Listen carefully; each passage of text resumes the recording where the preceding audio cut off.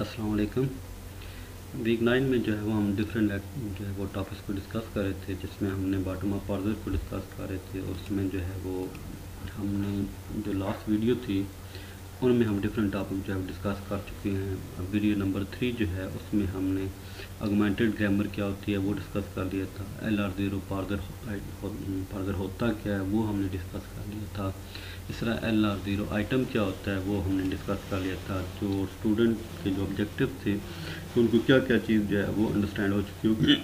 उसमें हमारे पास ये होगा कि हमारे पास जो फर्स्ट है वो है व्हाट इज़ ऑगमेंटेड ग्रामर। ये पार्ट 3 वाली वीडियो में हम डिस्कस कर चुके हैं, ठीक है, वो आपको समझ आ चुकी होगी। व्हाट इज़ LR0 फार्दर होता क्या है वो हमने इसमें डिस्कस किया था वीडियो 3 में। और इसी तरह LR0 आइटम जो है वो क्या होता है वो भी पार्ट 3 वाली वीडियो में हम जो है वो डिस्कस कर चुके हैं। तो अब नेक्स्ट जो हमारे पास जो डिफरेंट कंसेप्ट रह गए हैं वो है व्हाट इज़ क्लोजर ऑपरेशन। वो हम पार्ट 4 वाली वीडियो में जो है वो डिस्कस करेंगे। What is canonical collection of LR0 and LR0 farther steps. तो ये हम जो है वो पार्ट 4 में कुछ जो है इसमें से कंसेप्ट जो है वो डिस्कस करेंगे। बाकी जो है वो नेक्स्ट वाली वीडियो में फिर हम डिस्कस करेंगे।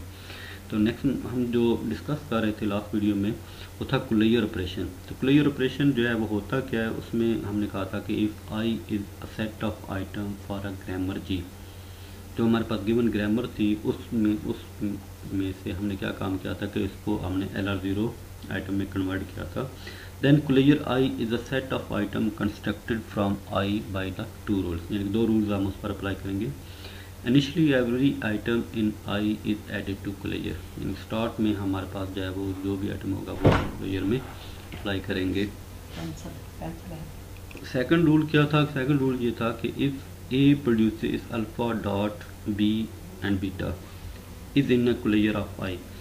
तो इसमें देखें कि यहाँ पर सिर्फ आपने ये दो रूल याद रखने हैं कि अगर तो डॉट के बाद कोई भी नॉन टर्मिनल आएगा तो इस नॉन टर्मिनल की जो भी प्रोडक्शन होगी उसको आपने इस क्लोजर यानी कि ये जो प्रोडक्शन होंगी इसमें आपने उसको भी साथ ऐड कर देना, इंक्लूड कर देना, ठीक है।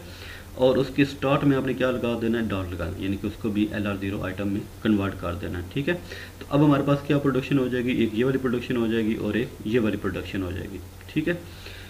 तो अब अगला स्टेप ये है कि इसको आपने कब स्टॉप करना है और कब नहीं करना। तो if it is not already there, इसका मतलब ये है कि ये वाली प्रोडक्शन अगर आपने इसके साथ ऐड करनी है तो अगर ऑलरेडी ये वाली प्रोडक्शन उसके साथ ऐड है यानी कि डी उसकी बाकी प्रोडक्शन में है तो फिर आपने इस प्रोडक्शन को दोबारा से नहीं करना, यानी कि जो भी हमारे पास क्लियर होगा उसमें सारी की सारी डिस्टिंक्ट प्रोडक्शन होंगी, ठीक है।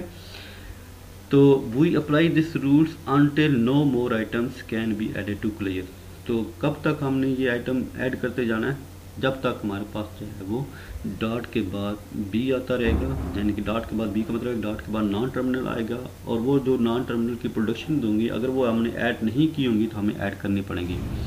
और कब हमने जो है वो क्लोजर अप्लाई नहीं करना, जब हमारे पास डॉट के बाद कोई भी टर्मिनल आएगा। ये याद रख लें कि डॉट के बाद टर्मिनल आएगा तो फिर हमने जो है वो प्रोडक्शन को ऐड, और डॉट के बाद जब भी हमारे पास नॉन टर्मिनल आएगा तो फिर हमने उस नॉन टर्मिनल की प्रोडक्शन उसमें ऐड करनी। तो ये हम नेक्स्ट एग्जांपल से भी डिस्कस करते हैं।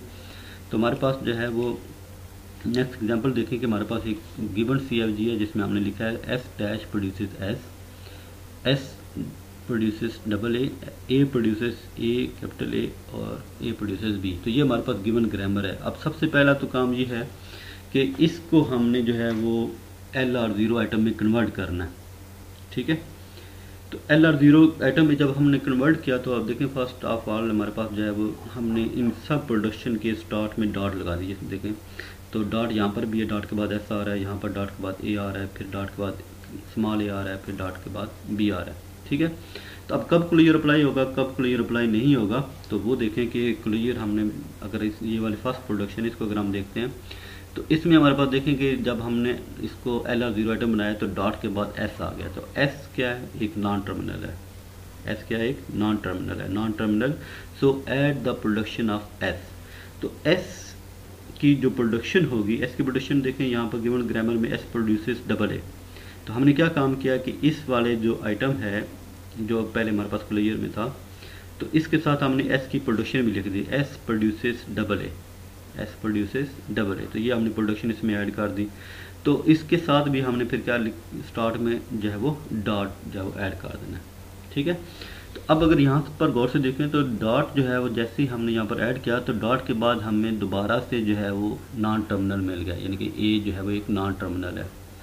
तो फिर हमने क्या non terminal after dot, so add production of A. इसका मतलब है कि जब भी मैंने पहले भी बात की थी कि जब आपने डॉट प्रोडक्शन नहीं जो प्रोडक्शन ऐड की है उसमें भी अगर आपके पास डॉट के बाद नॉन टर्मिनल आ जाता है तो फिर उस नॉन टर्मिनल की भी प्रोडक्शन ऐड करनी। तो हमने ए की जो दोनों प्रोडक्शन थी वो हमने यहाँ पर भी ऐड कर दी और स्टार्ट में हमने डॉट सिंबल लगा दिया ना।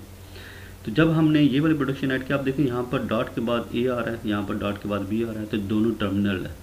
तो मैंने ये कहा था कि जब भी प्रोडक्शन अब हम उसमें ऐड कर लेंगे फिर हमने देखना है कि क्या डॉट के बाद जो है वो टर्मिनल है या नॉन टर्मिनल है। अगर डॉट के बाद नॉन टर्मिनल होगा तो उसकी भी प्रोडक्शन हम उसमें ऐड करेंगे, और अगर डॉट के बाद जो है वो नॉन टर्मिनल होगा तो फिर हम जो है वो नई प्रोडक्शन ऐड नहीं करेंगे, यानी कि उस पर क्लियर अप्लाई नहीं होगा। तो क्लियर कब अप्लाई होगा?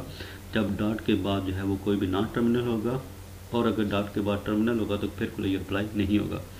इस तरह अगर आपके पास ये वाली सिचुएशन है कि जब हमने डॉट की पोजीशन चेंज की तो फिर हमारे पास बन गया S produces capital A dot A. तो डॉट के बाद ए फिर आ गया, यानी कि ए हमारे पास नॉन टर्मिनल आ गया, तो हमने ए की प्रोडक्शन फिर ऐड कर दी। तो ए की प्रोडक्शन जब हमने ऐड की तो हमारे पास डॉट जब हमने स्टार्ट लगाया तो डॉट के बाद हमारे पास टर्मिनल्स आ गए। तो इसका मतलब है कि यहाँ पर जो है वो क्लियर अप्लाई नेक्स्ट में नहीं होगा, ए की दफ़ा क्लियर अप्लाई होगा यहाँ पर। तो अगर ये वाली सिचुएशन है तो A produces dot A capital A, तो डॉट की पोजीशन के बाद देखिए कि हमारे पास स्मॉल ए आ रहा है। तो जब ये वाला केस होगा तो इसके बाद हमारे पास क्या चीज़ है कि यहाँ पर जो है वो क्लियर अप्लाई नहीं होगा, क्योंकि डॉट के बाद हमारे पास ए आ गया, यानी कि टर्मिनल आ गया। तो जब भी हमारे पास डॉट के बाद नॉन टर्मिनल होगा तो हम उसकी प्रोडक्शन ऐड करेंगे। प्रोडक्शन की राइट साइड पर हमने फिर स्टार्ट में डॉट लगाना है और फिर दोबारा से देखना है कि क्या उस पर क्लियर अप्लाई हो सकता है या नहीं हो सकता। तो नेक्स्ट में एक और ऑपरेशन है जो हम परफॉर्म करेंगे है, ये है गो टू ऑपरेशन। तो शायद यहाँ पर आपको थोड़ा सा डिफ़िकल्ट हो, लेकिन फिर भी जो है वो नेक्स्ट जब हम स्टेप्स पढ़ेंगे तो उसमें ये इजीली जो है वो परफॉर्म हो जाएगा, ठीक है। तो गो टू ऑपरेशन का मतलब है कि एक स्टेप से दूसरे स्टेप पर आपने कैसे जाना है, या जो हमने बात की थी कि कैनोनिकल कलेक्शन या डीएफटी की, या हमने डायग्राम की बात की थी, तो उसमें जो शेप्स होंगी तो एक जो शेप है उससे नेक्स्ट शेप में कैसे मूव करना है। बेसिकली गो टू ऑपरेशन का मतलब है कि एक स्टेट से दूसरी स्टेट पर आपने कैसे मूव करना है, ठीक है। तो हमने बेसिकली देखना है कि हमारे पास जो है वो डॉट के बाद जो है वो क्या चीज़ आ रही है। तो डॉट के बाद ये वैसे तो जो चीज़ें आपको नज़र आ रही हैं वो ये नज़र आ रही हैं कि क्लियर इसमें कब अप्लाई हो रहा है और कब क्लियर अप्लाई नहीं होगा, ठीक है। इसमें फिर भी दोबारा डिस्कस कर लेते हैं। तो एस के बाद आप देखें कि डॉट आ रहा है ना, तो एस के बाद डॉट का मतलब है कि nothing is present after dot no clear, यानी कि इस पर स्टॉप लग गया, एंडिंग हो गया, तो यहाँ पर हम क्लियर अप्लाई नहीं करेंगे। यहाँ पर भी देखें कि डॉट के बाद कैपिटल ए आ रहा है, तो non terminal after dot so add production of A, तो इस पर हमने क्लियर अप्लाई किया तो ए की प्रोडक्शन हमने देख ली, ठीक है। तो यहाँ पर भी डॉट के बाद ए आ रहा था तो हमने क्लियर अप्लाई किया था, यहाँ पर भी डॉट के बाद ए आया था तो हमने क्लियर अप्लाई किया था, ठीक है। तो गो टू का मतलब ये है कि डॉट के बाद जो सिंबल होगा तो ये बेसिकली बताएगा कि आपने डॉट के बाद कौन सा करैक्टर को रीड करना है और नेक्स्ट स्टेट पर मूव कर जाना है। तो ये बेसिकली डॉट के बाद जो यहाँ पर आपको नज़र आ रहा है, डॉट के बाद एस जो प्रोडक्शन होंगी उसमें जो डॉट के बाद सिंबल होगा उसको आपने देखना है। तो ये कामा के बाद जो एस आ रहा है या ए आ रहा है या यहाँ पर स्मॉल ए आ रहा है, ये बता रहा है कि हमने नेक्स्ट जो है वो कौन सा सिंबल रीड करना है और एक स्टेट से दूसरी स्टेट पर हमने किस तरह मूव करना है। तो उम्मीद है स्टूडेंट जिस जो बाकी कंसेप्ट रह गए थे वो इस वीडियो में हमने डिस्कस कर लिए हैं, और इसके बाद जो LR0 पार्सर है उसमें डिफरेंट जो स्टेप्स हैं वो क्या क्या हैं और उनको किस तरह जो है वो 1 बाय 1 हम परफॉर्म करेंगे। 1 बाय 1 परफॉर्म करने के बाद जो है उसमें क्या इनपुट्स होंगी, क्या आउटपुट्स होंगी, किस तरह रिजल्ट जनरेट करेंगे, या ओवरऑल हमारा LR0 पार्सर होता क्या है वो हम डिस्कस करेंगे। तो स्टूडेंट्स वीडियोस को लाजमी देखें, मैं बार बार कह रहा हूँ वीडियोस को आप लाजमी जो है वो देखें, सुने, गौर से सुने, एग्जांपल में क्या चीज़ कैसे परफॉर्म हो रही है वो स्टेप बाय स्टेप आपको समझा रहे हैं। वीडियोस जब तक जो है वो नहीं देखेंगे, साथ मटीरियल्स को नहीं देखेंगे, तो तब तक आपको जो है वो असाइनमेंट सॉल्व करने में मुश्किल होगी, और ये पार्सर भी जो है वो प्रैक्टिकली जब तक परफॉर्म नहीं करेंगे तो ये आपको समझ नहीं आएगी। तो इंशाल्लाह जो है वो नेक्स्ट वीडियोस के अंदर हम जो है वो एग्जाम्पल्स को देखते हैं और इंशाल्लाह आपको समझ भी आ जाएगा। थैंक यू, अल्लाह हाफिज़।